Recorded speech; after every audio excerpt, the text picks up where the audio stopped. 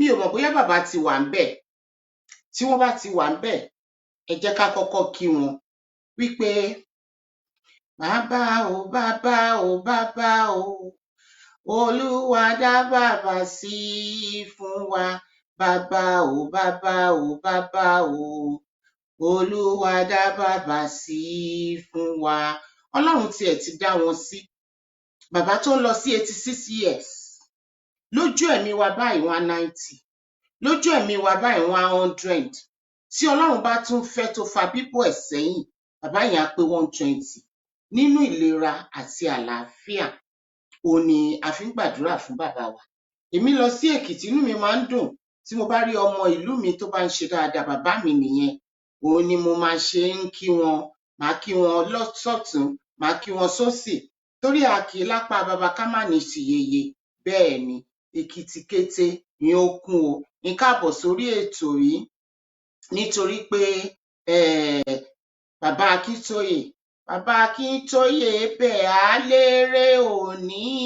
Á jẹ́ o, abẹ́mọ̀ ìkọ́ṣẹ́ orí.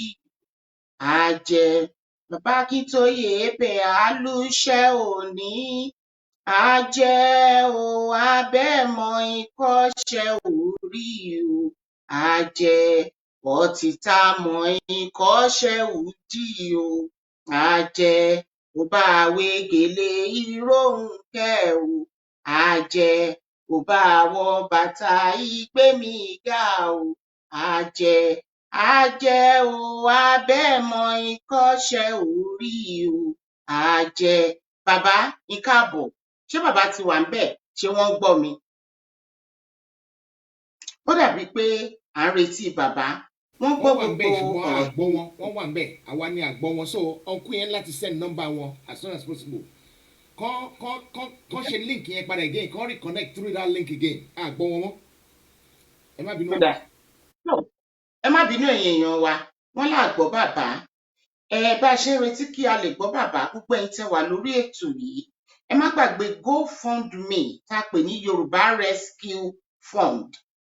Yoruba Rescue Fund, Heritage máa bá wa pin ẹ̀ ń sìn. Ẹ jẹ́ kí gbogbo wa ká lọ dá sí i. Nítorí ọ̀rọ̀ yìí ọ̀rọ̀ gbogbo wa ni. Kò ń ṣe ká kàn máa rojọ́ bí ìpẹ́ rẹ̀ ká má tiẹ̀ lè ní ibì kankan tá a dúró sí. Gbogbo wa là ń sọ wípé bó ṣe wà yìí o, a fẹ́ kúrò. A dẹ̀ ti ń débẹ̀ o, a ti débẹ̀. Àwọn kan tilẹ̀ bá mi sọ̀rọ̀ láti Amẹ́ríkà ní ìdajì. Wọ́n ní ó dàbí pé momentum yẹn ti slow down. Àṣẹ nǹkan nípa Oduduwa.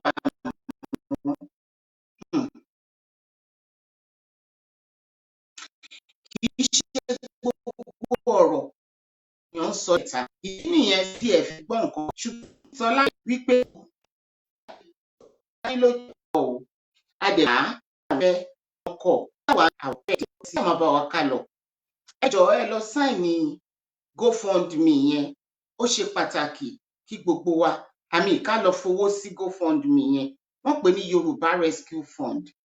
Arábìnrin kan tí mo máa ṣètò fún lọ́jọ́ ọ̀la, tí wọ́n tiẹ̀ lọ fúrọ̀dù wa, àwọn náà lọ dá sílẹ̀, orúkọ wọn wà lọ́wọ́ mi. Kódà fọ́tò wọn wà lọ́wọ́ mi. Àwọn náà lọ gbé kalẹ̀. Wọ́n láwọn náà tún lọ sí Yoruba Rescue Fund. Kí ló ṣe àwa ọmọ Yorùbá tí ìbàjẹ́ ti ba yí ọ̀pọ̀lọpọ̀ wa jẹ́? Tó jẹ́ pé ta bá rí nǹkan tó dára, a fẹ́ fà wálẹ̀. A ti mọ̀ pé ó lè lárábìnrin yẹn fẹ́ fi jà gbogbo wa láàmú. A dẹ̀ ti report ẹ̀ fún GoFundMe. GoFundMe táwa ṣí yìí, tí gbogbo Yorùbá ni, kò sí bàbá ńlá bàbá kú anybody tó lè yọ sísì níbẹ̀. Sísì ẹ̀ ò lè sọnù. Àfi tẹ́mi onítọ̀hún bá fẹ́ parẹ́ ló kù. Kọ́bọ̀ ò lè sọnù níbẹ̀. Owó Yorùbá ni, owó gbogbo wa ni. Kì í ṣowó bàbá ńlá mi, kì í ṣowó tiyín. Gbogbo ìpínlẹ̀ Yorùbá, gbogbo ọmọ tó ń bí nílẹ̀ Yorùbá àti tán ṣẹ̀ máa bí, àwọn ni wọ́n ní owó tá à ń sọ nípa ẹ̀. Tá bá wá rí ẹnìkan tó ń lérò wípé ṣe ni wọ́n fẹ́ kó jẹ. Gbogbo ẹni tó bá lérò yẹn, tó ti ẹ̀rọ lọ́kàn ẹ̀ pé òun fẹ́ kówó yẹn jẹ, àbí àpò òun lòun fẹ́ kówó yẹn sí, alálẹ̀ Yorùbá ò ní jẹ́ kó lè ṣe é. Ṣó ti yé yín? ìsáídà kí ẹ̀mí ẹ̀ má dijọ́ kejì àbí kí alálẹ̀ gbé àìsàn lé lọ́wọ́ kó má rojú ráyè láti ẹ̀ ti lè ronú bóun fẹ́ kówó jẹ. Eléyìí gbogbo Yorùbá ló wà fún. Yorùbá Rescue Fund ni ohun tí wọ́n pè é. Àwọn Ìgbò ti ṣe, wọ́n ti gbowó ńláńlá rẹpẹtẹ billions ní àkáǹtì wọn. A ní kí Yorùbá ṣe é ṣe lágbógun tì, kí ló ṣe wá? Ẹ̀yin náà lẹ kọ́kọ́ máa sọ̀rọ̀, ẹnu Yorùbá ò kò, ẹnu wa kò, ẹ̀yin lẹni ibi. Ẹni bí dẹ̀ mọ rẹ̀, wọ́n ní ẹni bímọ rẹ̀ òun ẹni tó máa sọ fún ni. Ẹ dẹ̀ ti mọra yín. Ẹ ti rí i pé gbogbo wa bọ́ síta ti sọ̀rọ̀ nípa GoFundMe yìí. Gbogbo àwọn bàbá wa ni wọ́n dẹ̀ mọ̀ sí GoFundMe yìí. Gbogbo àwọn àgbààgbà ilẹ̀ Yorùbá àtọmọdé àtàgbà ni wọ́n mọ̀ sí GoFundMe page yìí. Ẹ̀yin kan tó wá lọ ń ṣí mi, olè ní yín. A dẹ̀ mọ̀ yín, a máa gbójú yín jáde. Èmi o, mo máa gbójú yín jáde.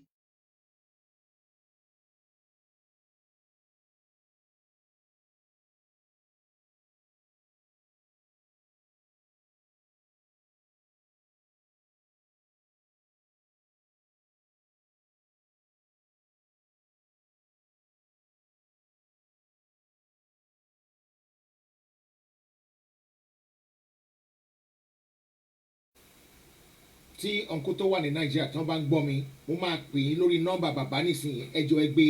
ọ̀nkú tó wà ní Nàìjíríà tí ẹ bá ń gbọ́ mi mo máa pè yín lórí nọ́mbà bàbá nísìnyí ẹ gbé ká tó máa continue. ọ̀nkú tó wà ní Nàìjíríà tó ń bá bàbá ṣe kíní wọn mo máa pè yín lórí nọ́mbà bàbá nísìnyí ẹjọ́ ẹ gbé sà. Ẹ máa pè wọ́n, jẹ́ káwọn máa ṣètò tiwa lọ tẹ́ bá jẹ́ true. Ẹ jọ bí mo ṣe ń sọ lọ fún yín, gbogbo ọmọ Yorùbá ẹ jẹ́ ká lọ fowó sí i. Mo fẹ́ dúpẹ́ lọ́wọ́ àwọn tó ti ń ṣe, kò sí iye tó kéré jù, kò dẹ̀ sí iye tó pọ̀ jù. Mo dúpẹ́ lọ́wọ́ àwọn tó fi láti £1 títí dé 1000. Bàbá wa ẹni ọkàn àti ẹ̀mọ̀ bóyá ọkùnrin bóyá obìnrin wọ́n ní anonymous ni. Odidi £700 ni wọ́n fi síbẹ̀. A ní oní £100 náà tí wọ́n claim anonymous. Ẹlòmíì dẹ̀ forúkọ ẹ̀ sí. Irú nǹkan bẹ́ẹ̀ yẹn la fẹ́ máa rí. Ẹ jẹ́ ká tọwọ́ wa bàpò. Right yín sí owó yẹn náà ni right mi, ni right àwọn tó wà ní ìpínlẹ̀ Yorùbá lọ́hùn. Gbogbo wa la jọ ní owó yẹn. A ní ó ń bọ̀ àwọn là ń dẹ́ẹ̀dẹ́. Ọ̀lẹ ni wá. Number 1 ọ̀lẹ ni wá.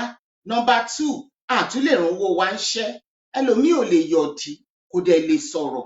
Ó kàn jókòó kọwọ́ gbénú bíi tatọ̀ lé ni.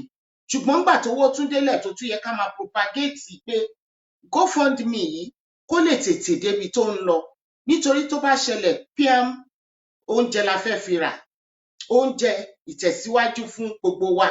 Wípé kébi má pa wá, ohun tá a fẹ́ fi ṣe nìyẹn.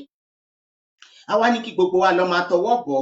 Ọ̀pọ̀lọpọ̀ wa àárí bó tiẹ̀ jẹ́ pé ìbá jẹ́ £1, ìbá jẹ́ £5, ìka owó òdọ́gba. Gbogbo ohun tí ẹ bá ti fi síbẹ̀, òun náà ni a gbà tí gbogbo wa dẹ̀ ń dúpẹ́ lọ́wọ́ yín. Ẹ̀yin highest bidder tí Ọlọ́run ràn lọ́wọ́ náà, tẹ́ ń fi 700, tẹ́ ń fi 500, tẹ́ ń fi 100, a dúpẹ́ lọ́wọ́ yín. A sì mọ̀ pé àwọn èèyàn wọ́n test ẹ̀ wò ni. Wọ́n fẹ́ mọ òdodo tó wà ńbẹ̀. Tí wọ́n bá ti mọ òdodo tó wà ńbẹ̀, ó ní 1 million máa wà tó máa fi síbẹ̀. Nítorí pé tẹ́ bá wá the best surgeon ní all over the world, ọmọ Yorùbá ni. Tẹ́ bá wá the best lawyer, solicitor, nurses, teachers, Yorùbá lẹ ti máa bá. Akàwé dé ojú àmì ni. Àwọn tó ní airports, Yorùbá ló wà nídìí ẹ̀. So àwọn tó yìí máa fún wa ní millions, pounds, dollars, wọ́n wà ńbẹ̀. Wọ́n ń wò bó ṣe ń lọ ni. Wọ́n fẹ́ make sure pé lóòótọ́ àti lódodo kì í ṣe pé wọ́n fẹ́ kó owó yìí jẹ o. Ó wà fún Yorùbá ni. Tó bá tásìkò ta fi wípé wọ́n nídìí nǹkan kan ní ilẹ̀ wa lọ́hùn-ún, pé wọ́n nídìí náírà kan ni, a máa ní ohun tí wọ́n ń pè ní evidence base, tí wọ́n máa gbé ìwé wá, tán máa kọ nǹkan tó fẹ́ fowó ṣe tí gbogbo àgbáyé máa gbọ́ sí kó tó di pé kọ́bọ̀ jáde nínú owó tẹ́ ń fi síbẹ̀ yẹn. So ẹ fọkàn yín balẹ̀. Mi ò mọ assurance tá a tún fẹ́ fún yín tójú yẹn náà lọ. Wípé ọjọ́ ọ̀la wa máa dára, ó tilẹ̀ ti ń dára. ọ̀pọ̀lọpọ̀ wò wípé a sọ̀rọ̀ Odùduwà wọn ṣe nǹkan kan ó dàbí pé ó ti ń kú, kò kú síbì kankan o, ẹ máa tó gbélé gbọ́, kò kú síbì kankan, ẹ máa tó gbélé gbọ́. Mi ò ní sọ jù bẹ́ẹ̀ yẹn lọ. Àwọn Yorùbá, àwọn bàbá wa, àwọn ìyá wa, wọ́n ní àbọ̀ ọ̀rọ̀ là ń sọ fọ́mọlúàbí. Tó bá ti dénú ẹ̀, ó máa ṣe kíni? Ó máa dòdìndì. Mo ń sọ fún yín, mo fi ìfẹ́ Ọlọ́run, mo fi ìfọ̀kànbalẹ̀ Ọlọ́run sọ fún yín wípé àní pẹ́ bọ́ lọ́wọ́ oko ẹrú. Ó dá mi lójú, mo mọ̀ ni. Tí n bá sọ bẹ́ẹ̀ fún yín, ẹ gbà mí gbọ́. Ẹ wá lọ fi owó síbẹ̀, nítorí nígbà tí a bá máa nídìí owó yìí, ṣégbà yẹn la ṣẹ̀ṣẹ̀ fẹ́ máa sáré, máa sáré ẹ́tàskẹ́tà. Ẹ má jẹ́ kó dìgbà yẹn. Ẹ jẹ́ káwa náà pọnmi sílẹ̀ dòǹgbẹ bí àwọn Ìgbò ẹgbẹ́ wa, á dẹ̀ júṣe fún wa.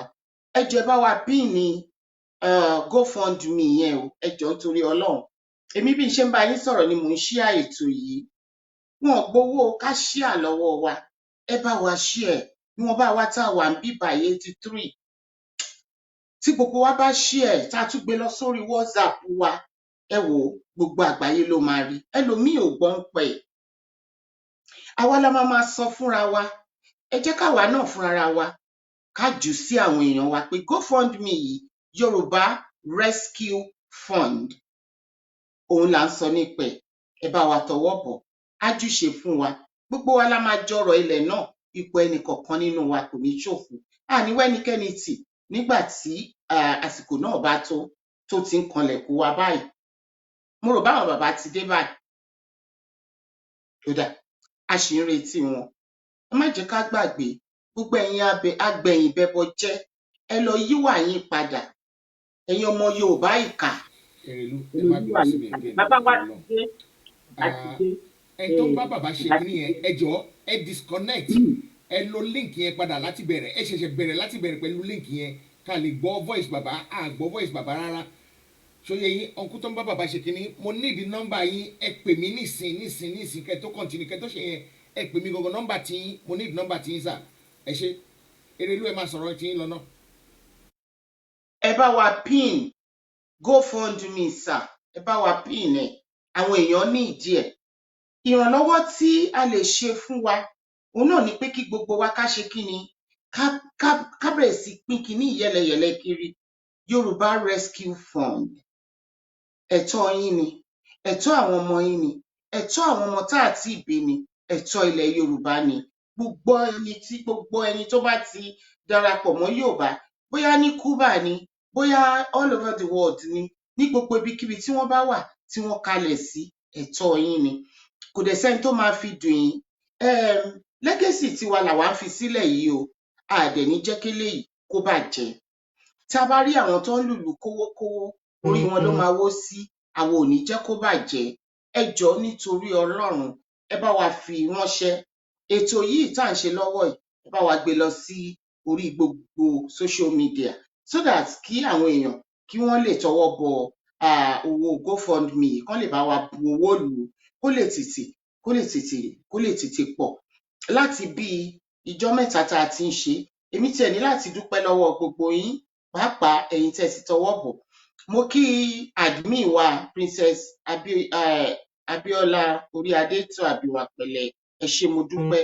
Kẹ́hìndé Adéyanjú, ẹ ṣé mo dúpẹ́. Ẹ bá mi share, àdẹ̀ tí ìrọ́wọ́ yín nínú GoFundMe yìí, ẹ bá wa dá sí i, nítorí pé àìsí ń bẹ̀, òun ni àbá wọn dá sí i. Ẹ bá wa dá sí i. Bashiru Mustapha and Mama Erelu, tell us about the other GoFundMe they open so that we know about it, ma. Òun náà ni mo ti ń sọ yẹn. A ti report the GoFundMe tí ẹlòmíì lọ ṣí. Ẹni náà, orúkọ ẹ̀mí o, kíní kan, mi fẹ́ fún yín ní wrong name torí màá gbé fọ́tò ẹ̀ jáde. Ẹni sùúrù tó bá dọ̀la, màá gbé fọ́tò onítọ̀hún yẹn jáde tó lọ ṣí GoFundMe ní the same orúkọ táwa fi ṣí Yoruba Rescue Fund. Any other one, àmọ́ ń pẹ́ o. Eléyìí tá a mọ̀ ń pẹ́ o ní Yoruba Rescue Fund. Tẹ́ bá máa pè mí, tẹ́ máa pè the likes of David Hamilton, tẹ́ máa pè AY, tẹ́ máa pè Koiki, tẹ́ máa pè Heritage, tẹ́ máa pè Gbẹ̀du, tẹ́ máa pe ó já sọpẹ́, tẹ́ máa pe kéèké pásítọ̀ kéèké Kọ́láwọlé, tẹ́ máa pe ààrẹ Amaruf, tẹ́ máa pe alágbàlá, tẹ́ máa pe uncle Debo ní Amẹ́ríkà, tẹ́ máa pe Dr. Ilésanmí ní Canada, tẹ́ máa pe ààrẹ Kúrúnmí ní Germany. Èyí táwa mọ̀ sí yẹn òun ni wọ́n ń pè ní Yorùbá Rescue Fund. Eléyìí tí gbogbo àgbáyé ni. Ṣé rí i pé kò sí ìlú tá à ti lọ mú èèyàn wá so that ẹnìkan ìjáwádé èèyàn kan kò tiẹ̀ lè tánìṣì méjì Yorùbá Rescue Fund yẹn. Àwọn tí wọ́n fẹ́ duplicate ẹ̀ odidi obìnrin ni òun ló fẹ́ jalè. Let me tell you one thing. This lady in person, mo rò bí ńgbà tó ti rí pé a ti kọ lẹ́tà sí GoFundMe tí GoFundMe dẹ̀ ti mọ̀ ń pẹ̀ tán ti ní kò lè ṣeé ṣe fún un. Ó ní láti wá sí eléyìí tá à ń ṣe lọ́wọ́, ó wá lọ fi £5 síbẹ̀. Ṣé ti rí wípé wàhálà àwa Yorùbá ó ti pọ̀ jù? Àwa la máa sọ pé Adégún, àwa náà la tún máa ní Adé Ògún. Kí ló dé tó jẹ́ wípé ìwà wa burú jáì síra wa? Bí àwọn kan ṣe ń gbé lọ sókè làwọn kan máa fà á pé kó wálẹ̀. Odidi obìnrin bíi tèmi àtẹ̀yìntọ̀, nǹkan tí wọ́n ṣe fún gbogbo ilẹ̀ Yorùbá, ìwọ lọ kọ́pì ẹ̀. Ìwọ náà ò fẹ́ fi jalè, olè ló fẹ́ fi jà, olè olójú kòkòrò, àbìkan òkú. Nǹkan tó fẹ́ fi ṣe nìyẹn. Ṣùgbọ́n Ọlọ́run tètè túnú àṣírí ẹ̀. Ìní òṣọjọ́ ọ̀rọ̀ ẹ̀. Ẹ̀yin tẹ́ ń béèrè lọ́wọ́ mi, a ti ṣe àtúnṣe Yorùbá Rescue Fund òun lorúkọ. Gbogbo àwa tí mo dárúkọ yìí, gbogbo wa la wà ń bẹ̀ o. Èyí tí mo mọ̀ nípa ẹ̀ nìyẹn. Ohun tí mo mọ̀ nípa ẹ̀ lèmi sọ. Ohun tèmi ò mọ̀ nípa ẹ̀, èmi ò ní dá sí. So, ẹ jẹ́ ká tètè lọ fi ìwọ̀nba tí Ọlọ́run fún wa. Tá a bá fẹ́ lóòótọ́ wípé ká kúrò lóko ẹrú, ká bọ́ nínú wàhálà àti ìdààmú, irọ́ tí wọ́n ń pa fún wa lójoojúmọ́, káwa náà bá ṣe ń ṣiṣẹ́ bí erin, ká lè máa jẹ àjẹyó àti àjẹṣẹ́kù ní ilẹ̀ Yorùbá. Ẹ jẹ́ ká ṣèkan. Ọ̀tẹ̀ ò gbé wa débì kan, ó ń ba nǹkan jẹ́ ni. A ti lè dìtẹ̀ jù, ọ̀tẹ̀ ń ba nǹkan jẹ́ ni. Ẹ jọ̀ọ́ nítorí Ọlọ́run, ẹ jẹ́ ká ṣe àtúnṣe. Ìwà wa ò dáa, ìwà wa ò dẹ̀ sunwọ̀n. Ẹ jẹ́ ká wá ọ̀nà àbáyọ láti ṣe àtúnṣe sí gbogbo àwọn ìwà burúkú tí à ń wù. Èmi dúpẹ́ pọ̀ lọ́wọ́ ẹ̀yin tẹ́ ti ṣe o, àtẹ̀yin tẹ́ tún máa ṣe. Bí mo ṣe ń bá yín sọ̀rọ̀, a ti ní over 2,000. Ó ní. A ti ní over 2,000 ní orí GoFundMe wa. Ó sì kéré, ó kéré, it's like nothing. But it's something, because it's like a ṣẹ̀ṣẹ̀ bẹ̀rẹ̀ ni. Ó ti àwọn èèyàn ti ẹ̀ gbìyànjú lọ́pọ̀lọpọ̀ nítorí pé gbà ó la bẹ̀rẹ̀, kò tí ju ijọ́ mẹ́ta àbí ijọ́ mẹ́rin ń sìn tí Ọlọ́run dẹ̀ ti ṣe ìyanu yìí. Ẹ jọ̀ọ́ nítorí Ọlọ́run, ẹ bá wa dá sí, ẹ bá wa fẹ́ lójú, ẹ bá wa fi ṣọwọ́ sí gbogbo ènìyàn kó káàkiri gbogbo àgbáyé. Just over 2,000. A dẹ̀ ń sọ̀rọ̀ ó kéré jù 200 million or more là ń béèrè fún. A dẹ̀ ṣì ní 2,000. Ẹ jọ̀ọ́, ẹ lọ bá wa dá sí, ẹ bá wa ṣe kó lè dáa. Àgbájọ ọwọ́ la fi ń sọ̀yà, àgàgà ọwọ́ kan gbẹ́rù dórí. Mo kí gbogbo ẹ̀yin tẹ́ wà lórí ètò yìí. Can we join from United States? Gbogbo àgbáyé ló wà fún sáà. Mo ti dárúkọ àwọn tó wà l'Amẹ́ríkà wà lára àwọn tí wọ́n yàn kó máa monitor. We are not signatories. Gbogbo àwọn tí mo dárúkọ yẹn, they are not signatories. It's just GoFundMe only. Yeah? It's just GoFundMe. Those people, they have been selected or elected to monitor the donation. We are just monitoring it. There is no way we can be signatory to the account. When the account is opened, the money will be transferred into the account. Then that is when we will then decide who the signatories will be. So àwa tẹ́ gbórúkọ wa yẹn, a kì í ṣe signatories o. Wọ́n ní ká máa wò, ká máa monitor ẹ̀. Ara monitoring la fi rí wípé ẹnìkan tí obìnrin kan ní UK, ó tún ti lọ open, ó lọ copy orúkọ wo, lo the same orúkọ. So we are only monitors. kì í ṣe signatories, and you don't need signatories lórí GoFundMe at all. It's just to monitor it. Monitoring wa làṣírí fi tú wípé obìnrin kan ní UK òun náà lọ dá the same Yoruba Rescue Fund sílẹ̀. A dẹ̀ ti report fún GoFundMe. GoFundMe dẹ̀ ti close the account yẹn. If not totally, they is not functioning at the moment. So níbi tẹ́ bá ti rí list orúkọ àwa tá a wà ń bẹ̀, ìyẹn ni the real one. Obìnrin yìí gbé picture ẹ̀ síbẹ̀. Nígbà tá a report ẹ̀ torí wípé àṣírí ti tú, òun náà wá lọ fi £5 sínú ilé ìta ń sọ lọ́wọ́lọ́wọ́ yìí. Nítorí náà, ẹ̀yin dádì mi tí wọ́n béèrè wípé Ṣẹ́gun Àdìgún tí wọ́n béèrè wípé can we join from United States? Just click the link. Link yẹn mò ń retí kí Heritage kí wọ́n bá wa pin ẹ̀ náà. Ẹ bá wa fi sórí Crystal kẹ́dẹ̀ fi sórí Heritage. Àwọn èèyàn ń béèrè ẹ jọ̀ọ́. All you need to do is click the link. Ẹ̀yin náà dẹ̀ lè máa send the link yẹn káàkiri once you've done yours, and it's very straightforward. All you need to do is go to donate. The minute you click donate, it will bring you the window where you will then, the first thing that you will see is the sign of amount that you want to give. So if you're in America, you change it to US and it will give you a $sign. So you initially type how much you want to donate, and then you go save them. It will ask you for your name and so on and so forth. It's very, very straightforward. At the end of it, it will ask you, do you want to share it to your Facebook page or to your WhatsApp so that it goes around to your friends? That's it. So, of course, you can join in America. Thank you. Wọ́n ní Akintoye àfáìsì nínú olúgbòsùn orúkọ kan wà bíi tí mi lè pè Abike. Thank you, sir.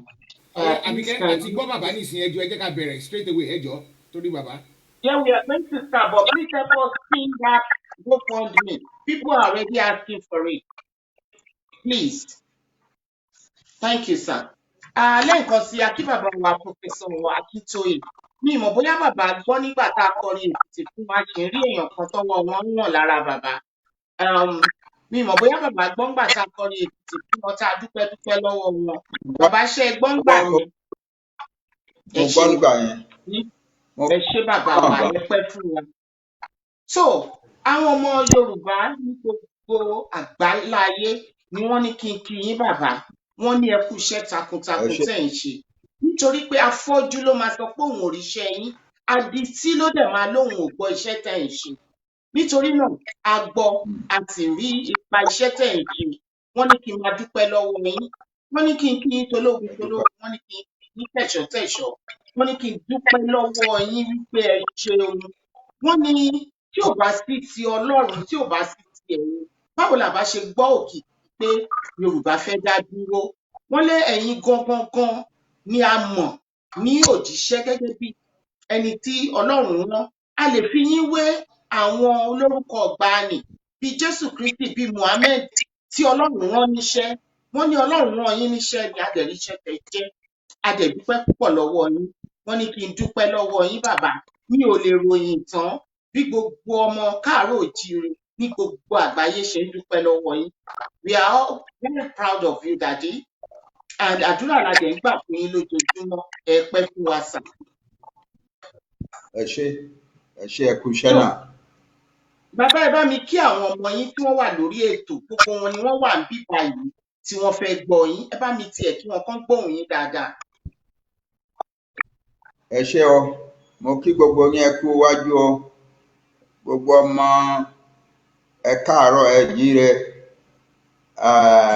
Gbogbo ọmọ Oòduà lóko lómi ní Nàìjíríà, ní Benin Republic, ní Togo àti countries Africa mìíràn gbogbo, àti l'Amẹ́ríkà, ní Europe, ní Asia, ní Australasia, that is Australia and New Zealand, and all the countries of the small countries in the oceans of the world where Yoruba people live, and from where you have called me, because I have been called from from more than 170 countries across the world. I thank you all. I am happy that you have woken up and you are responding to the needs of the Yoruba nation. Thank you very much. You called me out, a few people gathered, because even if there were 1,000 people who held a meeting and called me and asked me to come and provide leadership in this struggle, I still regard them as a few people, because there are millions of Yoruba people who are interested, not just interested, who are passionate about this struggle. And the Lord Almighty, the God of our fathers, the land of our father, the spirit of our fathers, will give us the victory, so that in a short time from now on, we will be speaking from our own country and not part of any other country. Thank you very much. A dúpẹ́ pọ̀ lọ́wọ́ bàbá wa, ẹ ṣáà ti rò pé bàbá wa olóyìnbó ni wọ́n. Tá bá pèèyàn ní pòfẹ́sọ̀, wọn ò lè sọ Yorùbá dáadáa báwa ṣe pè láì má fòyìnbó sí. Ṣùgbọ́n a dúpẹ́ pọ̀ lọ́wọ́ bàbá wa. Ẹ ṣeun sà. A máa rí yín bá wọn. Èkìtì nìyẹn for you. Èkìtì nìyẹn for you. Ọmọ Yorùbá dẹ̀ nìyẹn for you. Akàwé lójú àmì. Ìdí nìyẹn tẹ́ ṣe rí pé òyìnbó dán mọ́rán lẹ́nu bàbá wa gidi gan ni. I was proud of you. Ìbéèrè àkọ́kọ́ tí mo fẹ́ béèrè lọ́wọ́ yín kò bá mi. Wọ́n ní gẹ́gẹ́ bí olórí olùdásílẹ̀ Yorùbá World Congress àti olùdásílẹ̀ ọmọ Oòduà, ìlànà ọmọ Oòduà, ẹ ṣé bàbá mi. Ǹjẹ́ ẹ lè sọ fún wa, bàbá, báwo ni méjèèjì ṣe jọ bẹ̀rẹ̀ ní ṣókí láì má gbà yín lákòókò? Lẹ́yìn ìgbà tí àwọn èèyàn wa kóra jọ, organization bíi 40 ní Ìbàdàn ní August 22 ní ọdún tó kọjá 2019, àwa ó tó bí oṣù kan kí n tó gbà nǹkan tẹ́ ẹ fẹ́ pè mí sí mo máa ṣe. Nǹkan tí mo dẹ̀ ń rò ń gbà yẹn náà ni wípé mo ti dàgbà, ó tọ́, mo ń káàkiri, mo ń ṣe lecture káàkiri, mo ń sòótọ́ nípa ọ̀rọ̀ Yorùbá, mo dẹ̀ ń sọ fún àwọn ọmọ Yorùbá ẹ jí gìrì, ṣùgbọ́n mi ò fi sí ọ sọ́kàn pé mo fẹ́ ṣe leader àwọn tó máa ṣe nǹkan kan. Nígbà tí wọ́n pè mí tani wọ́n yàn mí, mi ò mọ bá ń ṣe ṣèpàdé, mi ò mọ̀ nípa ìpàdé, mi ò mọ àwọn tó pè ìpàdé. Àgbà tí wọ́n dẹ̀ dédé wá ń pariwo mi lórí tí wọ́n dẹ̀ fi tẹlifóònù pè mí congratulation, mo ní kí nìyẹn. Ìgbà tó yá ṣá mo ṣáà mọ nǹkan tó ń sọ, but mi ò lè dáhùn. Ó tó oṣù kan kí n tó lè dáhùn. Wọ́n tì mí, wọ́n bẹ̀ mí, wọ́n fà mí, wọ́n lọ ránṣẹ́ gbogbo èèyàn sí mi, wọ́n lọ sí ààfin Ìwé Adó Èkìtì pé kó jọ kó bẹ̀ mí kí n gbà. Àwọn ọba Èkìtì kan máa bẹ̀ mí, àti ọba mìíràn, gbogbo àwọn ọba ńláńlá nílẹ̀ Yorùbá wọ́n bẹ̀ sí bẹ̀ wọ́n pé kán ṣáà bẹ̀ mí kí n gbà. Kò dẹ̀ tí ì pẹ́ tí mo dé sí Nàìjíríà ń gbà yẹn, kò fi bẹ́ẹ̀ yé mi tó kí ló wá dé. Nígbà tó yá ṣá mo wá find out, mo wá gbà, mo ní mo gbà. Lẹ́yìn yẹn ṣùgbọ́n gbígbà tí mo gbà yìí o, kì í ṣe gbígbà kẹwàá máa pè mí ní dídà káàkiri ò yẹn ò jẹ́ nǹkan kan fún mi o. Nǹkan tó máa wúlò ni pé ká dá ẹgbẹ́ kan sílẹ̀ tá a máa lò láti máa ṣe ètò bá ṣe máa gbára wa sílẹ̀ kúrò ní Nàìjíríà. Wọ́n dẹ̀ ni wọ́n gbà. So àwa pè ìpàdé ńlá rẹpẹtẹ kan ní Ìbàdàn ní October 10 ní last year. Àwa ṣe ìpàdé yẹn, ibẹ̀ ni mo tún wá sọ pé ẹgbẹ́ tí mo ní ẹ máa dá sílẹ̀ yẹn a máa pe orúkọ ẹ̀ ní Yorùbá World Congress. Wọ́n dẹ̀ gbà unanimously. Èmi náà ni mo máa lead wọn in the Yorùbá World, bá a ṣe bẹ̀rẹ̀ nìyẹn. Well, we made our mistakes, but God has been very kind to us. Ara nǹkan tí mo promise ńgbà yẹn ni pé àwa tá a wà Nàìjíríà akọ̀ alágbára kàwé náà lóòótọ́, ṣùgbọ́n àwa ò lè gba Yorùbá nation sílẹ̀ tá a bá kó àwọn diaspora wa mọ́ra.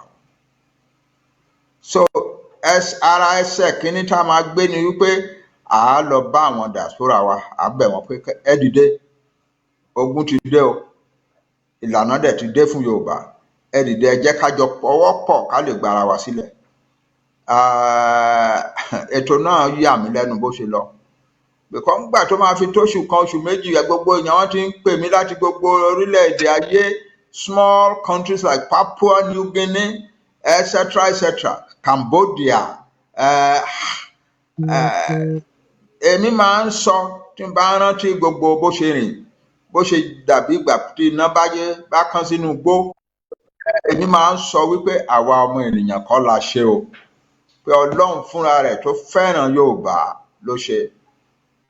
Ìgbà tá a máa fi ṣe ìpàdé ìkíní by Zoom fún gbogbo wa ní May 2020 lọ́dún yìí, àwọn èèyàn tó wá pé 1,862 from 27 different countries. Ó yà wá lẹ́nu púpọ̀, but nígbà tó máa tó October 1 tá à ń ṣe tá ní kí àwọn èèyàn wa ní abroad ẹ lè ṣe rally o, àwọn èèyàn wa nílé ẹjọ́ ẹ ṣọ́ra ò torí ara ìjọba ti bí kan o, wọn dẹ̀ fẹ́ràn Yorùbá, tẹ́ bá bọ́ síta wọn á yìnbọn sí yín o, so tẹ́ bá máa ṣe rally ẹ ṣe ní jẹ́jẹ́jẹ́jẹ́ bá ṣe ṣe rally Àmọ̀tẹ́kùn tá a ṣe tẹ́lẹ̀ rí, tí ẹnìkankan ò jà, tẹnìkan ò mú ẹnìkankan, tẹnìkankan ò farapa, bẹ́ẹ̀ ni kẹ́ jẹ́ ká ṣe ní Nàìjíríà. Ṣùgbọ́n abroad, do what you want to do, because the governments and the laws of those countries allow you freedom to do what you want to do. The result is that we had rallies in 166 countries across the world. Yoruba rallies in 166 countries across the world. The grace of God will help our diaspora, and the march forward has started. The train towards Yoruba self-determination has left the station and it is towards its destination. My prayer is that all of you will be alive to see it. And I, your Father, will see it, will participate in it, will glorify God in it with you. That is our goal. Thank you, sir. That's our success. But our difficulties. Part of the difficulty is that we Yoruba people have become very seriously brutalized in Nigeria. Economic poverty, serious shattering deprivation. Our people are living in such hopelessness that it is difficult to really gather people together to accomplish much. And so we have had situations in which everybody is trying to do his own thing. Everybody thinks of himself.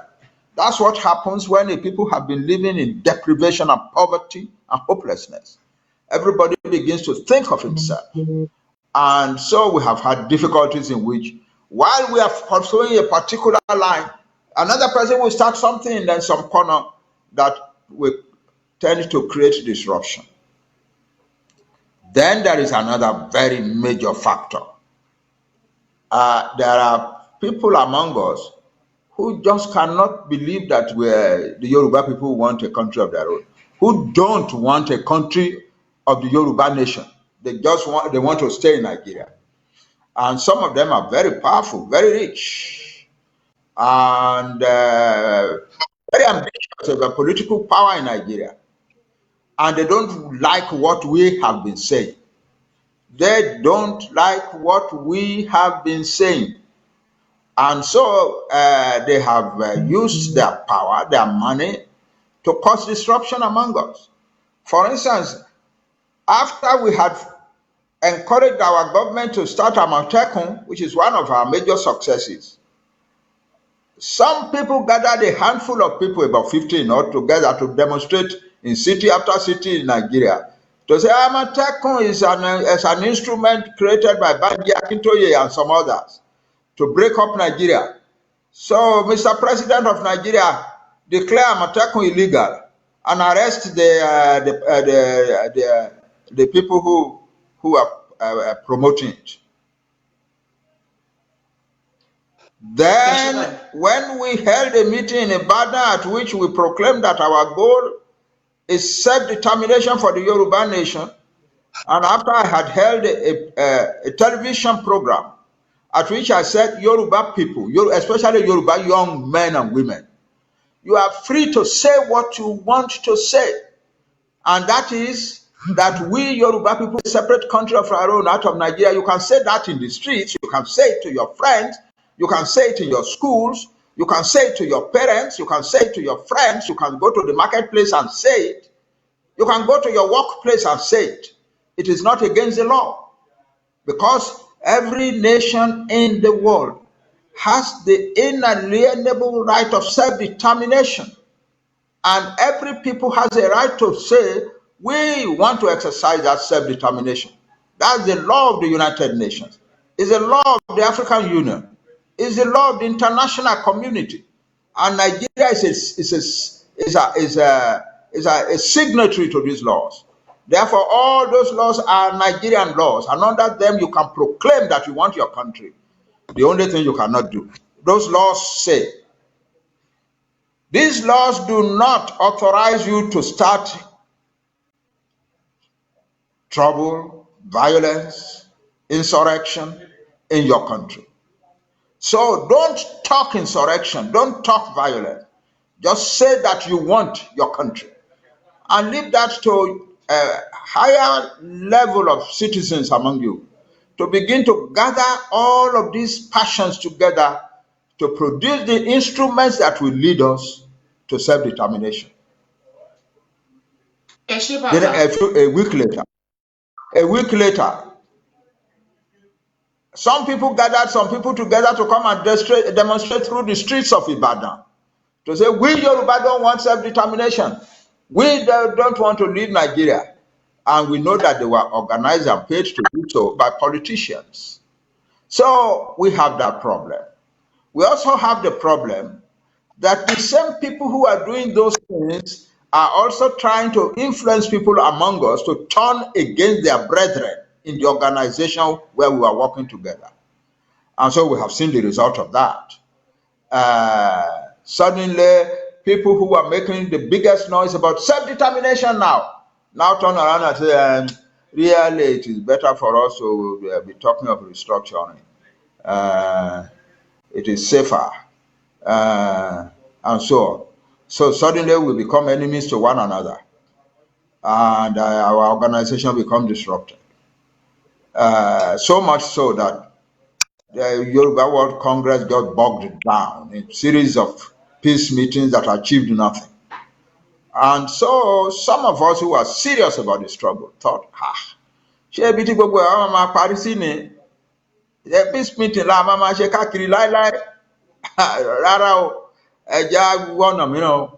so abandon Yoruba World Congress with its endless peace meetings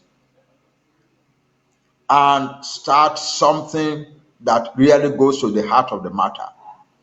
That's why we arrived at the idea of agbe Ìlànà Ọmọ Oduduwa. The reason we have chosen a Yoruba name is that we are a Yoruba liberation movement. Why should we be bearing a foreign name? That's another thing. It is not even we ourselves who decided that. Our elders have been sending to us from various parts of Yoruba land. Listen, Prof, you say you want to liberate Yoruba land. You want to uplift Yoruba culture. You want to revive Yoruba language.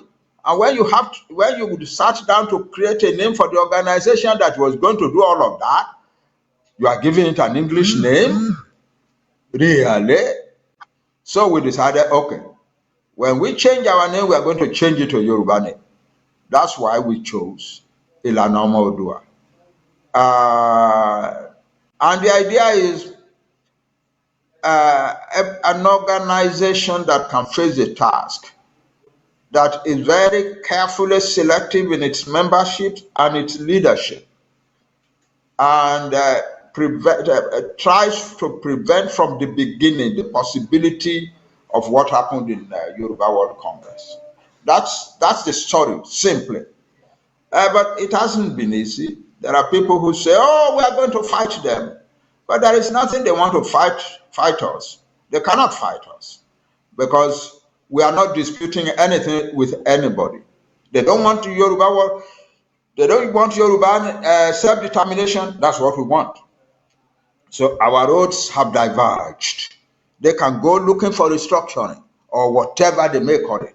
We go single-mindedly looking for Yoruba self-government, Yoruba self-determination, Yoruba sovereignty in the world. That is the situation. We know that the vast majority of that is what you want. That's what you are telling me every day that you want. I went on television, on a television program a few weeks ago, and I said, wow, I have started a big trouble for myself because now I am no longer able to sleep.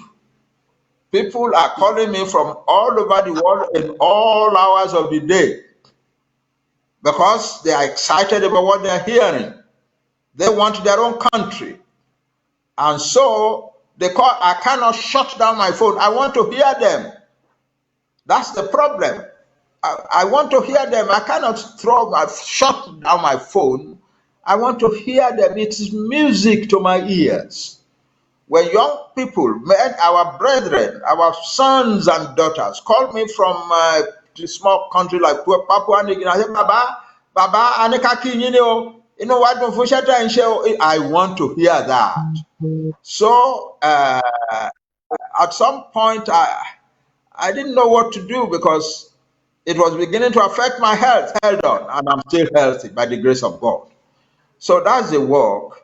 But beyond that, above that, below that, we are doing a great deal of other things that will take us to the goal. Those things are they are not the things that I can be talking about openly in a program like this. Ṣé wọ́n bá yín gbé tí ìsẹ́gbẹ̀ẹ́ yín torí mo fẹ́ kẹ́ ẹ máa dúró kẹ́ ẹ mu nǹkan nítorí a fẹ́ kẹ́ ẹ wà lára líle gbogbo tá à ń ṣe yìí ojú yín báyìí gbogbo tẹ́ ń ṣe báyìí lójú yín ló ṣe máa ṣẹlẹ̀ kò ní ṣẹlẹ̀ lẹ́yìn yín ẹ fojú rí ẹ jẹ àjẹyó ń bẹ̀ nítorí náà ẹni tó bá wà lẹ́gbẹ̀ẹ́ bàbá ẹ bá mi gbé mímu tẹ́gbẹ̀ẹ́ wọn ẹ bá mi wá nǹkan tó lè máa mu díẹ̀díẹ̀ mi ìfẹ́ ká ní wọ́n lára púpọ̀ díẹ̀díẹ̀ báyìí ni wọ́n máa sọ̀rọ̀ yẹn ẹ ṣeun bàbá wa Ọlọ́run á jẹ́ kẹ́ pẹ́ fún ọjọ́ yín á túbọ̀ dáná jù báyìí lọ mo lérò wípé gbogbo àwa tí à ń béèrè ọ̀rọ̀ nítorí wọ́n ní abèrè ọ̀rọ̀ kì í ṣìnà abèrè ni a dẹ̀ ti gbọ́ ìdí tí wọ́n fi dá ìlànà ọmọ Yorùbá sílẹ̀ wọ́n gbé orúkọ kúrò ní Yorùbá World Congress nítorí wípé àwọn àgbààgbà ń béèrè àwọn àgbààgbà ilẹ̀ Yorùbá sọ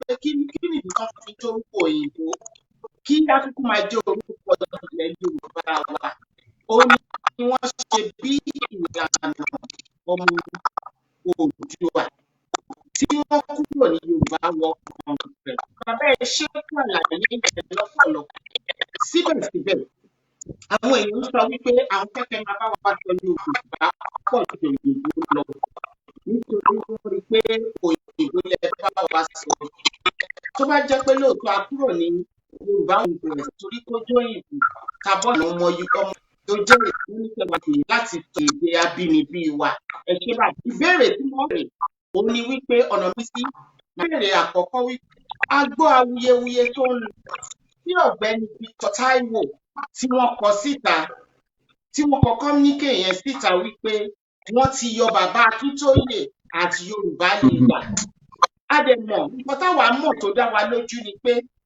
Professor Banji Akintoye ni leader Yorùbá World Congress nígbà tí wọ́n kúrò ní Yorùbá World Congress tí wọ́n tún di ìlànà ọmọ Oòduà àwọn still náà ni leader àwọn ń gbọ́ awuyewuye tí wọ́n tẹ gbogbo kìíní ìdí gbogbo àgbáyé wípé àwọn àpọ̀ Yorùbá wọ́n ti yọ bàbá wa Professor Banji Akintoye kúrò ní olórí Yorùbá World Congress àbí ìlànà ọmọ Oòduà bàbá ṣe lè bá wa tan ìmọ́lẹ̀ sí àwọn wo ló yọ yín nítorí pé arákùnrin kan tá a mọ̀ sí George Akínọlá tí mo ti bá sọ̀rọ̀ lórí ètò yìí, wọ́n ní wọ́n forúkọ àwọn sí as part of it. Wọ́n ní kò sí ohun tó jọ. Wọ́n ní bàbá Akintoye remains a leader forever. Àwọn ò mọ àwọn tó ṣe. Bàbá kí lẹ rí sọ sí nǹkan tí Victor Taiwo tí wọ́n kọ tí wọ́n ṣàkíyèsí káàkiri nípa pé wọ́n yọ yín kúrò lólórí gẹ́gẹ́ bí olórí ìlànà ọmọ Oòduà àti Yorùbá World Congress. Victor Taiwo nìkan ló sọ bẹ́ẹ̀. Right. Victor Taiwo nìkan ló sọ bẹ́ẹ̀, kò sẹ́nì kankan tó bá sọ. Ó pè pàdé láti sọ, ó dẹ̀ kọ ìwé wá rẹpẹtẹ tó ń bú mi tó ń ṣe pé torí náà kan yọ mí kan fòun dípò. Gbogbo àwọn èèyàn tó wà ń bẹ̀ náà kégbèrè lórí pé what are you talking about? Speech tó kọ wá bẹ̀ gan wọn jẹ́ kó kà á tán wọ́n gbà á lọ́wọ́ ẹ̀. Wọ́n dẹ̀ ní kó jókòó síbẹ̀ kó máa gbọ́ nǹkan táwọn sọ. Wọ́n dẹ̀ pera wọn ẹ̀yin tẹ́ ẹ wà ń bì ṣé bàbá wa Akintoye ní lídà wa títí láéláé. Wọ́n dẹ̀ ní bẹ́ẹ̀, gbogbo wọn dẹ̀ ní bẹ́ẹ̀ ni. Ìgbà bíi mẹ́ta bíi mẹ́rin ni wọ́n sọ tí gbogbo wọn dẹ̀ ń pariwo pé bẹ́ẹ̀ ni, kò sẹ́nì kankan tó sọ pé bẹ́ẹ̀ kọ́. Ìgbà tí wọ́n dẹ̀ sọ tán wọ́n kúrò ń bẹ̀. Oúnjẹ tí Táíwò gbé wá fẹ́ wá ṣọdún pé wọ́n yàn òun ní lídà Yorùbá, oúnjẹ tó gbé wá kò sẹ́ni tó bá jẹ́. So bó ṣe jẹ́ ni, but kí nǹkan tí mo kàn fẹ́ sọ nípa Victor Taiwo ni. Victor Taiwo is a young man tó máa ń káàkiri tó máa ń pariwo pé ọ̀rọ̀ ọyọ Yorùbá jẹun lógún ó jẹun lógún ó jẹun lógún. Kò pẹ́ tí mo dé láti Amẹ́ríkà tó wá bá mi pé ọ̀rọ̀ òun lè gba Yorùbá sílẹ̀, òun nìkan òun lọ́gbọ́n tóun lè lò láti gba Yorùbá sílẹ̀. Tèmi òun mọ̀ pé professor lèmi, mi ò lówó, ṣùgbọ́n tí n bá lè bá òun gba owó lọ́wọ́ àwọn ọ̀rẹ́ mi tó lówó tí n gbé 10 million fóun, òun á gba Yorùbá sílẹ̀ láìpẹ́ ọdún kan. Mo ní kí ló ṣe fẹ́ ṣe? Ó ní secret ni òun ò lè sọ fún mi. So èmi ò dẹ̀ lè wá lọ máa gbowó lọ́wọ́ ẹnikẹ́ni fún ẹni tó ní secret tí mi ò mọ nǹkan pa ẹ̀. I don't want to be the source of 419 taking money from other people. But Victor Taiwo is a boy who knows how to warm himself into the embraces of leaders. I hear he has done so regularly over the past 20 or more years, more than 20 years. He was one of the closest young men to Chief Bola Ige in the Chief Bola Ige's last years.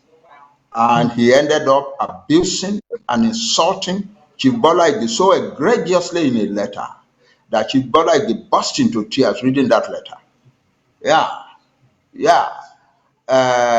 He did more or less the same thing with Justice Thompson, Justice Adewale Thompson. He goes about saying that he's been betrayed by Yoruba leaders. He has been betrayed by Bola Ige, by Justice Adewale Thompson, by Abraham Adesanya, by everybody, now by Banji Akintoye. So it is his stock in trade. It is his stock in trade. And so if you see some of the letters he has written praising me, you'll be surprised that he has now turned around to say, I am the worst human being in the world. But that is his stock in trade. He wrote a book and brought it to me to say he wanted to publish it. I had been worried. How does this young man earn a living? It wasn't clear. But then I decided we must help him. So when he brought a book to say he had just written this book, and he brought a letter from the publishers demanding 1.25 million naira to publish it, I said, okay, we'll find the money for him. So we found the money. I gave him 1.5 million to go and publish the book. My thinking at that time was, I know that Nigerians don't buy books. But if you write a book and you use the influence of your friends and so on to organize a book launching or a book presentation, you can make enough money from that event. So that's what we were planning for him. But a week or two after the book was published, he just came to me where I was staying in Ibadan, where I was attending a meeting in Ibadan. And he brought a whole bag load of of letters. What I did is I planned the book launching. People don't plan book launching like that. You give yourself a long time and get your friends to do it thoroughly for you and with you. He said, no, he has done it, he has planned it, and so on. And he gave me letters to the governors to go and give to them. I said, well, do the governors know you? He said, I don't know any of them, and none of them knows me. So what is my giving them your letter to do when you don't know them and they don't know you? He said, if I give to them, they will come. Okay. So I gave the letters to my assistant to go and distribute to the governors, and they acknowledged receipt of it. But none of them knew the person who was doing the thing, and none of them came. On the day of the event itself, to Ekiti to go and put out a fire that was about to ignite there in the relationship between the traditional rulers and the government. And so the book launching was a flop. He didn't make much money from it, not nearly, not even 1/10 of the money he had spent in publishing the book. It's a great pity. And I had assured him that, okay, you flunked it, you failed that, but we will gather together and do a family launching sometime. Just give us time, let us settle down. But he has this penchant of writing rude letters all the time. Hardly a week has passed since he came into my life in the last year that he had not written a rude letter to me. I'll give you an example. When coronavirus was starting, I know that our organization was of young organizations that were always holding meetings. I sent a general circular letter to all our organizations to say, please suspend all meetings for now. There is this thing called coronavirus. We don't know much about it, but people abroad are making a lot of noise about it. So let us suspend all our meetings for now. Taiwo picked up his pen and wrote to me immediately. Who is giving Baba this silly advice? I called him, Victor, you calling me silly? So that's the type of person that he is. But for me, the bottom line is this. I do not fight any Yoruba person. I do not do anything that will harm any Yoruba person. Àwa Yorùbá máa ń sọ pé ọmọ tó ń ṣe burúkú lénìí ó lè jó òun ló máa ṣe dáadáa jù lọ́la o. Nítorí náà mi ò lè bá Victor Taiwo jà, mo kàn ń rẹ́rìn ni. Gbogbo ìtìjú tó lọ dá fún ara ẹ̀ ní ìyá tó pè pàdé níjọ́ Wednesday kò ní ìdí ẹ̀. It has done a lot of damage to his image because gbogbo àwọn tó kójọ àwọn tó fún ara ẹ̀ pè wá sípàdé gbogbo wọn náà túmọ̀ lójú tán sọ pé eléyìí tó ṣe lénìí ó ṣetán o. Ẹ̀kan pè mí ó ní àbùkù tí Victor Taiwo gbà lénìí bí ò gbà àbùkù mìíràn mọ́ níjọ́ ayé ẹ̀ eléyìí tó gbà lénìí ó tó distribute over the rest of his life. So I am sorry. I am very finished this. I am very sorry for my son Victor. I wish he had not done what he has done. And I wish he will now learn to respect the leaders he comes close to. My type of leadership is that regards all Yoruba young people as my children, my sons and daughters.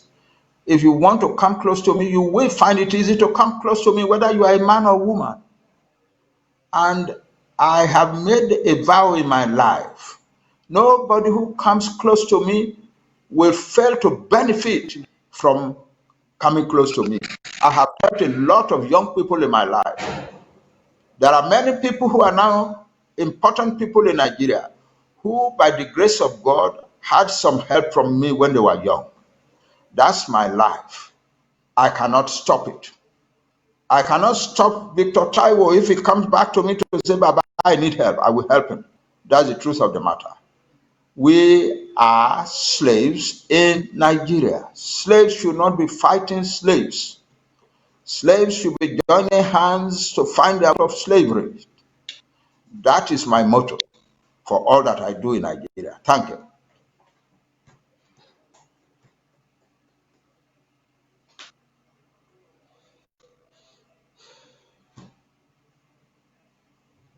Thank you, Baba. Adúpẹ́ púpọ̀ lọ́wọ́ yín. Ẹ̀kọ́ pàtàkì lélẹ́yìí fún gbogbo àwa tá a máa ń jẹra wa lẹ́sẹ̀. Ẹ̀kọ́ pàtàkì òun ni ọ̀rọ̀ tí bàbá sọ lórí àwa tá a wà lẹ́sẹ̀. Irú wọn ni pé a ṣí GoFundMe. Àwọn kan náà tún ṣe morúkọ. Lọ́nà a máa kúrò jẹ́ jẹra wa lẹ́sẹ̀. Júyọ̀ ìdíje nǹkan kan. Instead ká gbárùkù tí a máa wá bá a ṣe máa gbé ṣubú.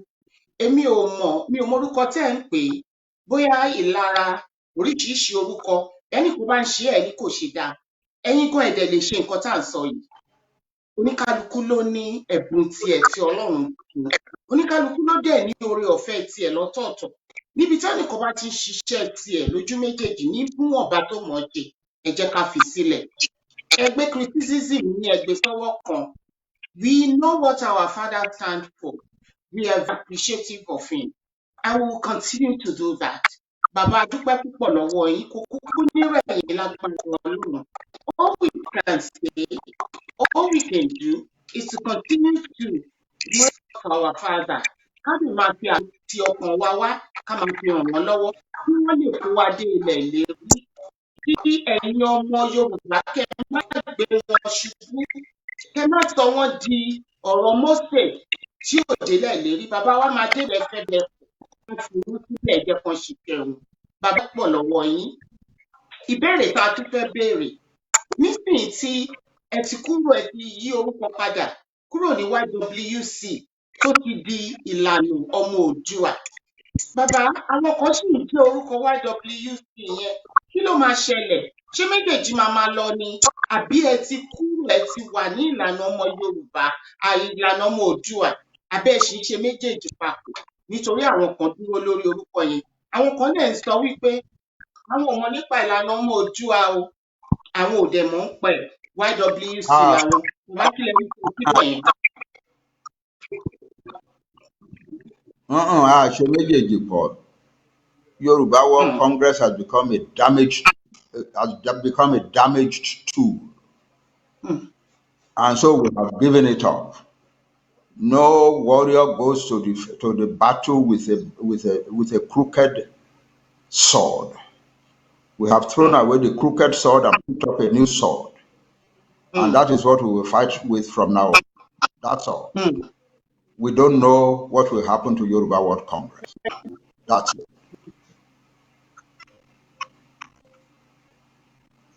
Ẹ ṣé bàbá mi. Nígbà pé ìlànà ọmọ Oòduà là ń jẹ́ ń sìn yìí, orúkọ tó dẹ̀ dára tó rẹwà tó ṣe gbọ́ létí ni. Bàbá, kí la máa ṣe sí àwọn ẹgbẹ́ kan tí wọ́n sì dúró? Wọ́n dẹ̀ sọ pé lóòótọ́ ẹ̀yin ni olórí àwọn. Ẹ jẹ́ kí n ṣe àpèjúwe. Àwọn tó wà ní ìlú UK níbi tí mo wà yìí, wọ́n sọ wípé YWC làwọn ń jẹ́ o. Àwọn ò mọ̀ nípa ìlànà ọmọ Oòduà. Bàbá Akintoye dẹ̀ sì ni olórí àwọn, wọn ò dẹ̀ fẹ́ kúrò ní YWC àtàwọn bẹ́ẹ̀ bẹ́ẹ̀ lọ. Kí lẹ fẹ́ rí sọ sí ọ̀rọ̀ yìí bàbá? Àwọn kan tí téèyàn bá nǹkan téèyàn ti lò lọ́dún kan tó ti dàbí pé ó lérè púpọ̀, ó dẹ̀ lérè náà púpọ̀ o, ó kàn jẹ́ pé wàhálà ẹ̀ ló wà pọ̀ jù. Kò yà mí lẹ́nu pé wọ́n máa rí lára àwọn ọmọ mi tó máa sọ pé àbúrò ní Yorùbá World Congress òun la máa jókòó tì tó bá yá wọn tẹ̀lé wa, torí wọ́n bá wo wá tán wo ẹ̀yìn tó kà wọ́n nìkan wọ́n sá wá, bó ṣe jẹ́ nìyẹn. So, a dúpẹ́ pọ̀ lọ́wọ́ bàbá wa. Ẹ rí àwọn ètò tí wọ́n fún wa. Wọ́n fi ń yé wọn. Gbogbo àwa tá a wà káàkiri gbogbo àgbáyé, a jẹ́ YWC mọ́.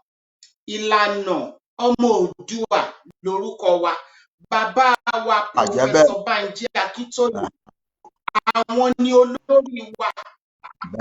Wọ́n dẹ̀ máa kó wa pẹ̀lú pé tá a fi máa dé ilẹ̀ ìlérí, àníwá wọn tì nítorí pé tí pẹ́pẹ́yẹ bá ń kọ́ ọmọ ẹ̀rìn ó máa ń ṣu ojú ọ̀tún àtòkè òfin ṣọ́ wọn ni bàbá ń fi gbogbo ojú wọn náà fi ń gáàdì wá wípé àmàdélẹ̀ ìlérí yẹn ó dẹ̀ di dandan ká débẹ̀ lágbára Ọlọ́run bàbá kí yín fún iṣẹ́ takuntakun tí ẹ̀ ń ṣe níbi tí ọ̀rọ̀ wá dé yìí bàbá ti yànnàná ọ̀rọ̀ a ti mọ àwọn tí wọ́n ń gbé tí àwọn agbẹ̀bẹ̀bọ jẹ́ tí wọ́n ń sọ oríṣiríṣi wípé wọ́n yọ bàbá kò sẹ́ni tó yọ bàbá kúrò ní ẹni ìgbé àpẹẹsẹ tó lè yọ wọ́n will remain back for life kò sẹ́ni tó lè gba bàbá lọ́wọ́ wa Ọlọ́run kò ní gba bàbá lọ́wọ́ wa lásìkò ọjọ́ wọn á túbọ̀ dalẹ̀ sí nítorí náà fún gbogbo ẹ̀yin oníkéèké yíde ẹ̀yin aláhesọ ẹ̀yin alásọdùn àtìgbọ́ lẹ́nu bàbá wa tó jẹ́ ọlọ́rọ̀ gbọ̀ngbọ̀ngbọ̀n wípé èèyàn kan péré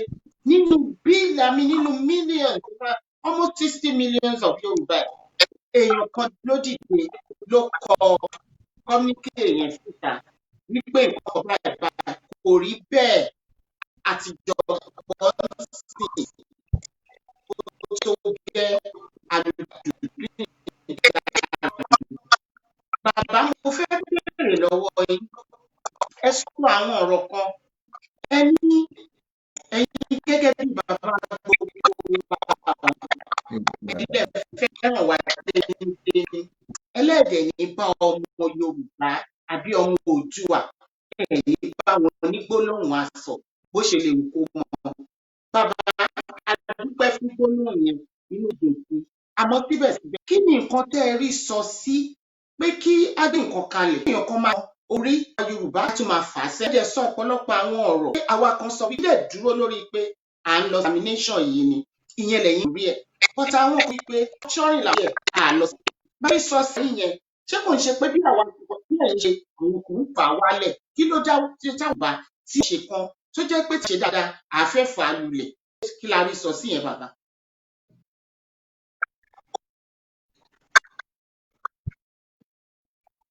Bàbá ṣe gbọ́ mi. Àwọn bàbá ò gbọ́. Ẹ jọ̀ọ́ kí wọ́n bá wa tú kinní yẹn bá lè gbọ́ ìbéèrè tá a béèrè lọ́wọ́ wọn. Bàbá ṣe gbọ́ mi.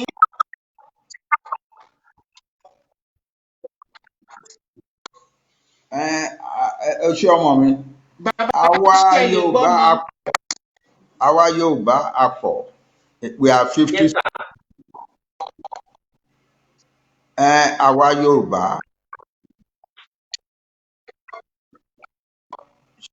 ṣé ẹ ń gbọ́ mi báyìí? À ń gbọ́ yín sà, à ń gbọ́ yín bàbá, à ń gbọ́ yín, ẹ máa tẹ̀síwájú. À ń gbọ́ yín bàbá mi, à ń gbọ́ yín sà. Mò ń gbọ́ yín. Béèrè tẹ́ ẹ béèrè kẹ́yìn yẹn mi ò gbọ́ dáadáa. Ṣé ẹ lè tún béèrè ní ṣókí? Màá tún béèrè. Ẹ jẹ́ tún béèrè sà. Ìbéèrè náà ni wípé bẹ́ẹ̀ ṣe ń bá wa gbé lọ wípé kí gbogbo wa kí Yorùbá púpọ̀ ló pe ẹrú ká dá dúró àwọn kan sọ pé restructuring làwọn dúró lé lórí. Mo wá ń béèrè pé kí ló dé tó jẹ́ pé àwa Yorùbá máa ń hùwà yẹn wípé pé tá a bá rí pé èèyàn kan ṣe dáadáa àfẹ́ fà wálẹ̀ kí lẹ lè bá wa ní sọ sí bàbá mi.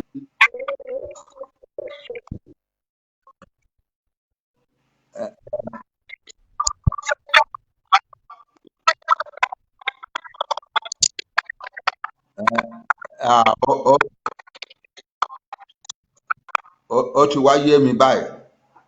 Ṣé ẹ rí gbogbo wa àwa Yorùbá a pọ̀ púpọ̀. In Nigeria alone we are 56 million.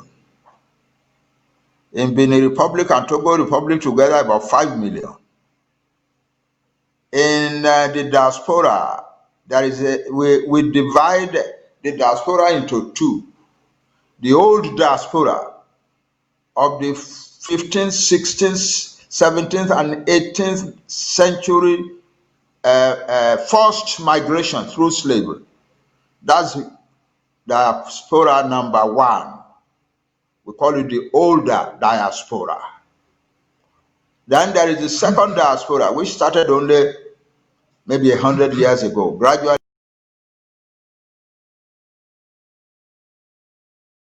and increased since independence of African countries.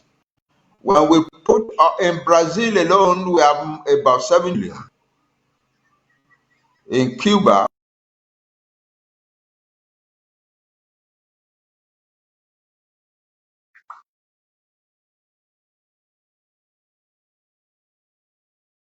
ẹ má bínú àwọn ẹ̀yin èèyàn wa, ẹ ṣáà ti mọ bí íńtánẹ́ẹ̀tì wa bó ṣe rí, pàápàá ní location 9. Ẹ máa bá wa ká lọ. Bàbá ń bá wa sọ àwọn ọ̀rọ̀ gidi, boiling point òun la wà lórí ẹ̀. Ẹ jẹ́ ká ní sùúrù pẹ̀lú wọn. Wọ́n máa padà wá ní agbára Ọlọ́run. Ẹ má gbàgbé GoFundMe fún Yorùbá Rescue Fund. Òun ni wọ́n pín sí orí Crystal African TV yìí. Bàbá ń sọ̀rọ̀, a gbọ́ wọn. ẹ ṣé ń gbọ́ mi báyìí? À ń gbọ́ yín bàbá, ẹ ṣé sà. Okay. Ọ̀pọ̀lọpọ̀ èèyàn wà lára wa ní Nàìjíríà tán rí jẹ nídìí ọ̀rọ̀ Nàìjíríà. Tán rí jẹ tán ẹsẹ̀ wọn ti wọlé, ọkàn wọn ti wọbẹ̀, ẹnu wọn sì ti kún láti bẹ̀. Nǹkan táwọn ń rò ní pé nígbà bá ní Yorùbá country ara wa ṣé àwọn lè rí jẹ tó tẹ́lẹ̀ yìí bẹ̀. Wọ́n dẹ̀ ti sọ fún ara wọn pé kò lè ṣe é o. Irú corruption tó ń fún wa lágbára bí kò lè sí nílẹ̀ Oòduà o. Therefore, ilẹ̀ Oòduà ibi tá a wà ní ẹ jẹ́ ká dúró sí torí nǹkan tá a wà ní jẹ́ bẹ́ẹ̀ fúnra wa. Àwọn kan wà bẹ́ẹ̀ yẹn o. Àwọn mìíràn wà tó jẹ́ pé wọ́n ti jẹ ṣùgbọ́n wọ́n súnmọ́ ọlọ́lá tó bá yá wọ́n máa rí jẹ. Therefore, chance tó ń bọ̀ yẹn wọn ò fẹ́ kó sọnù. Therefore, àwọn ò fẹ́ ilẹ̀ Oòduà. Àwọn kan wà tó jẹ́ pé kò tiẹ̀ yé wọn kàwé yes but wọn really understand nǹkan tó ń ṣẹlẹ̀. Oh, my country, Nigeria, my country, Nigeria. They don't ask themselves what is happening to them in their country, Nigeria. You meet them in academics, in academia, and in the professions, and so on, the elite, and so on. But the vast majority of Yoruba people, the vast majority of the Yoruba elite, the vast majority of the poor Yoruba people, the vast majority of Yoruba school children in schools and universities have taken a decision that the only way the Yoruba nation will begin to rise up in the world again out of the present poverty and deprivation and hopelessness is to have a country of our own. And we have put all the statistics together. When the materials that our intellectuals are putting together for this purpose begin to hit the world will marvel at our tolerance. Wọ́n rí àwọn ẹgbẹ́ mi abroad tó ń gbèrè lọ kí lẹ́yìn náà ń wà kí lẹ́ ṣe rìn tó jẹ́ pé gbogbo ẹni dàrú bí eléyìí ẹ̀dẹ̀ jókòó síbẹ̀ why? Jókòó síbẹ̀ mọ́ o. Jókòó síbẹ̀ mọ́. Àwọn tó bá ṣì ń sọ pé àwọn rí jẹ báyìí lókùn dẹ́ káwọn rí jẹ àbí pé kò tiẹ̀ yé wọn tó bá yá àmàmà yé wọn o. The train of Yoruba self-determination has left the station, the train station. It is heading now towards its goal. And from the way we are seeing things, not look as if the goal is far away. We will help to speed it up as it goes along. That is it. Thank you. Ṣé bàbá, àwọn ọmọ yín ní ká béèrè pé ṣé ìbáṣepọ̀ tó dán mọ́rán wà láàárín ẹ̀yin àgbààgbà yòókù gbogbo ẹ̀yin bàbá tí ẹ̀ ń sọ̀rọ̀ nípa pé ká dá dúró yìí? Ṣé ìbáṣepọ̀ tó dán mọ́rán wà láàárín yín àti àwọn ọlọ́ba? Wọ́n ní kí n béèrè tó yẹ kí n lọ sí orí àwọn ọmọ tí wọ́n jà fún EndSARS ló máa kàn lẹ́yìn ìbéèrè yìí, ṣùgbọ́n wọ́n ní kí kọ́kọ́ béèrè lọ́wọ́ yín wípé kí ni ìbáṣepọ̀ tó wà láàárín ẹ̀yin lọ́balọ́ba àti àwọn àgbààgbà ilẹ̀ Yorùbá ṣé ìbáṣepọ̀ yín dán mọ́rán? Wọ́n ní kí n béèrè lọ́wọ́ yín. Ẹ ṣé bàbá.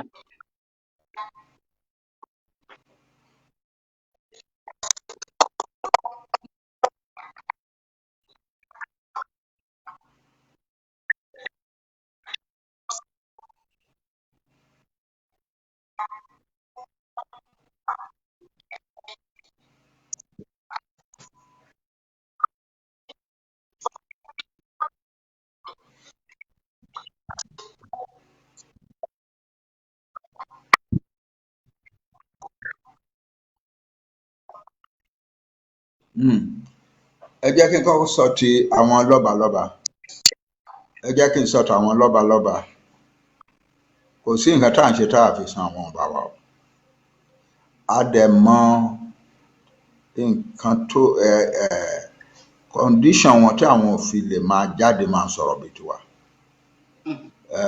ipò wọn ga púpọ̀ jù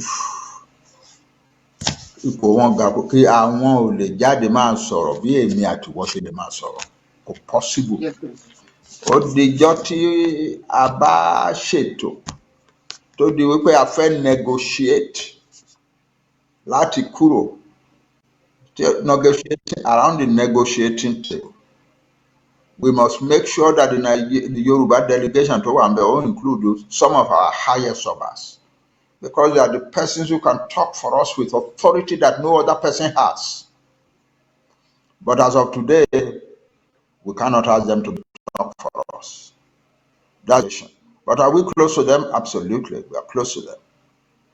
One young Oba said to me something very funny about around the time that we were celebrating Kiriji anniversary, Kiriji treaty anniversary.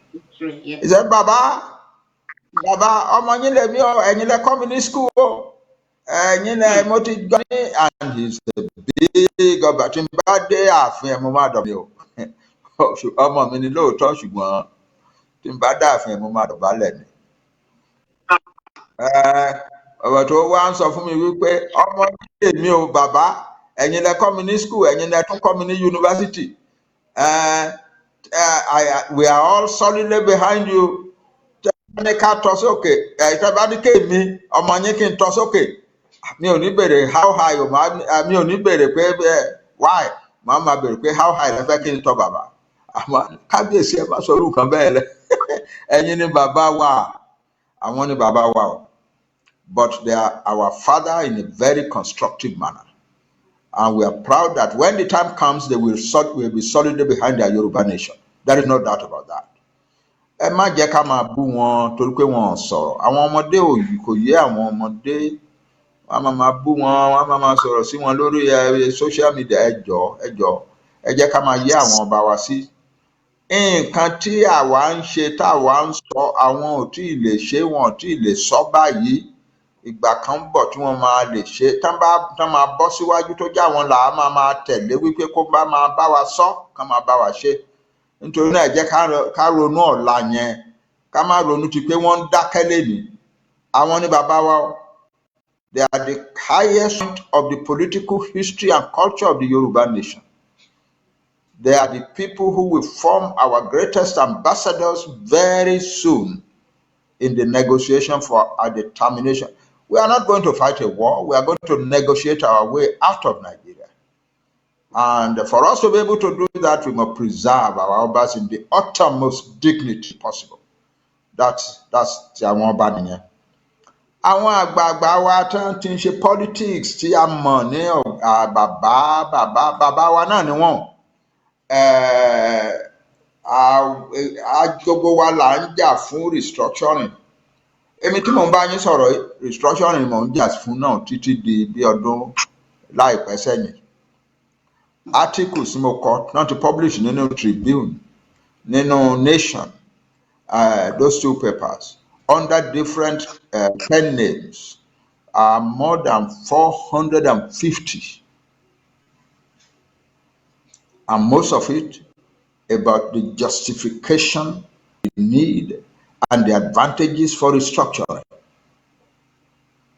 So restructuring ni gbogbo wa ń sọ restructuring ní kì í ṣe Afẹ́nifẹ́re nìkan àwọn bàbá wa tó wà láfẹ́nifẹ́re nǹkan tó ń sọ nìyẹn bọ́ kì í ṣe àwọn nìkan gbogbo wa náà là ń sọ ṣùgbọ́n ó dojú ọ̀rọ̀ máa ń dojú ibi tí èèyàn máa ń wò wípé kí ni mò ń ṣe yìí ṣé eléyìí make sense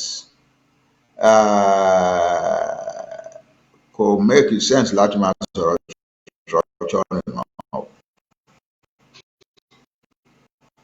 Kíní nǹkan tí ò jẹ́ kó make sense mọ́ ni. Broadly, in a general sense, àwa ní south, southeast, southwest, and àwọn ará middle belt à ń wá restructuring so that we can return to a truly federal system. But àwọn èèyàn wa ní northwest wọ́n wá restructuring. Now here is the thing, kì í ṣe pé wọ́n lágbára láti sọ pé nǹkan táwọn bá fẹ́ nìkan but nǹkan tó wà ń bẹ̀ ni. The power of democracy is in what the minority does after in the debate. If the minority say this country is going east, and if the majority says this country is going east, and the minority says no, we are going west, nothing will happen unless the minority agrees to surrender to the wish of the majority. Nothing. That's the power of democracy. If the minority refuses something, you can do, except to start a war. That is it. In Nigeria, the minority says we will never agree to restructuring. I had to answer some of the northern elite in an article about 3 years ago, when they were threatening that rather than accept restructuring, we will go to war. And I answered them in a long article that was published under my name, Nigerian Thoughts, in the Nation newspaper. Yeah, there is no democracy here. The majority may say what they want. The minority is never going to surrender to them. And the only option would be if you insist that what the majority wants is what you want to do, to start war against the minority. And nobody wants to do that. So it is not going to happen, no matter how much noise you make about it. That's the first thing. The second thing is this. Even if restructuring happens today, káàtì ẹni àwa ṣe restructuring lẹ́ni kò wúlò mọ́ kí ni ìdí tí ò fi wúlò mọ́? Látọdún karùn-ún làwọn Fúlàní náà ti ń sọ pé àwọn náà ní gbogbo ilẹ̀ Áfíríkà Nàìjíríà pé wọ́n máa lé gbogbo wa kúrò lórí ilẹ̀ wa. Wọ́n ti ń rán àwọn herdsmen kó lọ máa ba oko jẹ́, kó máa destroy villages and so on. Táwọn ọ̀pọ̀lọpọ̀ náà àwọn àgbẹ̀ wa ló ti sá kúrò lórí oko tí wọ́n fi lóko mọ́. The purpose is to destroy the economy of our land so that we will become like Almajiri in Yoruba land, and so that they will be able to take over our land. They say in January 2019, I was a member of the delegation that the Yoruba leadership of Western Nigeria sent to Benue State after the Fulani had attacked Benue State on January 1. On January 5, we Yoruba leaders, led by Chief Adebanjo, and with me as his assistant, 4 of us, went to join with 4 people from Middle Belt, 4 people from South-South, 4 people from Southeast. We met in Abuja and chartered a jet to go to Makurdi. And when we got there, the governor had gathered all the elite of Benue State to meet us in a large hall. So we greeted them. Our father, Chief Adebanjo, spoke for us, for the Yoruba nation. And other people spoke for their own nation, 4 leaders of delegation. And when the governor answered, he said, I want you to listen to this very carefully. He said, we of Benue State thank you all for coming to commiserate with us, but I'm sad to let you know now that what has happened to us with about 70 something people killed, about many villages destroyed, and so on and so forth on New Year Day is a little thing compared with what is now facing us, what is now coming. So we brace ourselves to hear, what is he talking about? So he drew out a letter out of his hand, out of his pocket, and he started to read to us. He said, these people who came to kill us like this on January 1 had sent a letter to us in December to say they were coming to kill and maim and destroy in our land. We have given the letter to all the authorities of Nigeria, but nobody had done anything. Now the same people, between their killing of January 1 and today, January 5, they have written another letter to us. And so here is the letter. The letter said, Mr. Governor of Benue State, we see you are carrying out mass burials and national mourning. But what has happened to you is a little thing compared with what is coming. We are coming to kill, to maim, to destroy in Benue State. And the problem you have with us is that your various ethnic groups, the thieves, the Jokun, and so on and so forth, think that the land they live in is their land. It is not their land. The fact that they have lived in it for thousands of years does not matter. It is not their land. Allah has now given it to us, and we have a reason to take it. And we are not talking about the ethnic groups in Benue State. We are talking ethnic groups in all parts of Nigeria.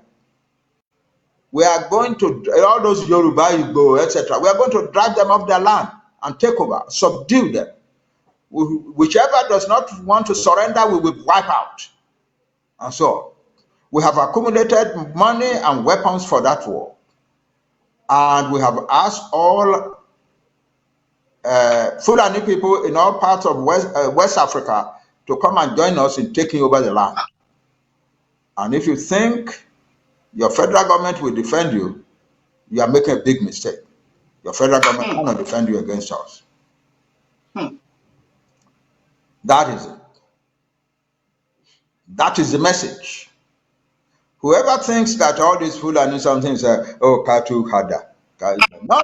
The Katu Hada is the front line of an army that is coming, intending to conquer and take over Yoruba land, and we will never allow it.